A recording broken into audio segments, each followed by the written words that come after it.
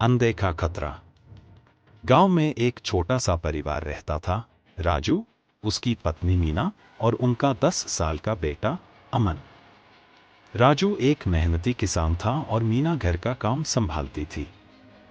गांव शांतिपूर्ण था, लेकिन हाल ही में अजीब घटनाएं होने लगी थी। रात के समय कुछ अज्ञात चीजें घरों के पास चलती महसूस होती थी। एक रात अमन ने अपने माता पिता से कहा, पिताजी, मैंने कल रात कुछ छाया देखी थी जो हमारे आंगन में घूम रही थी। राजू हंसते हुए बोला, तुम्हारा वहम होगा। लेकिन मीना ने इसे गंभीरता से लिया और कहा, राजू, हमें सतर्क रहना चाहिए। रहस्यमयी दुपट्टा। अगले दिन मीना ने अपने घर के पास एक अजीब पुराना लाल दुपट्टा देखा। दुपट्टे पर किसी अज्ञात भाषा में कुछ लिखा था। राजू ने उसे उठाने की कोशिश की, लेकिन जैसे ही उसने दुपट्टे को छुआ, उसे ठंडी हवा का एक तेज झोंका महसूस हुआ। मीना ने कहा, यह कोई सामान्य चीज नहीं लगती। इसे घर के अंदर मत लाओ।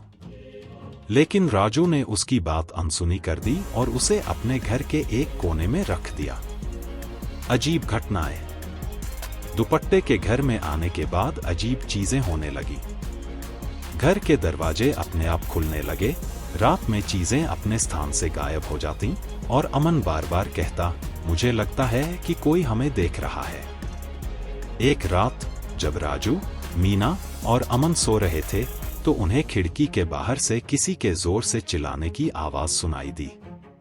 मीना ने डरते हुए कहा, राजू, यह क्या हो सकता है?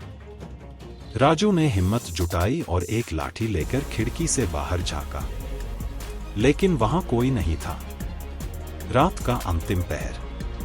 अगली सुबह राजू ने गांव के बुजुर्ग से इस दुपट्टे के बारे में पूछा। बुजुर्ग ने डरते हुए कहा, यह कोई साधारण दुपट्टा नहीं है। यह उस पुराने मंदिर से जुड़ा हुआ है जो अब खंडहर हो चुका है। उस मंदिर में जाने वाले लोग कभी वापस नहीं लौटे। राजू ने तय किया कि वह उस मंदिर जाएगा और इस रहस्य को सुलझाएगा।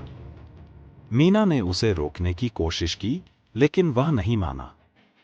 अमन ने कहा, पिताजी, मैं भी आपके साथ चलूंगा। राजू ने मना कर दिया और अकेला मंदिर की ओर निकल पड़ा। अंतिम रहस्य। मंदिर में कदम रखते ही राजू ने महसूस किया कि वहां एक अजीब सी खामोशी थी। वह दुपट्टे को उस पुराने वेदी पर रखने लगा। तभी अचानक एक जोरदार धमाका हुआ और चारों तरफ अंधेरा छा गया। राजू के कानों में एक धीमी, डरावनी आवाज गूंजी, तुमने कुछ ऐसा छेड़ा है जो तुम्हारी सोच से परे है। अब तुम्हें दूसरा कदम बहुत सोच समझकर उठाना होगा।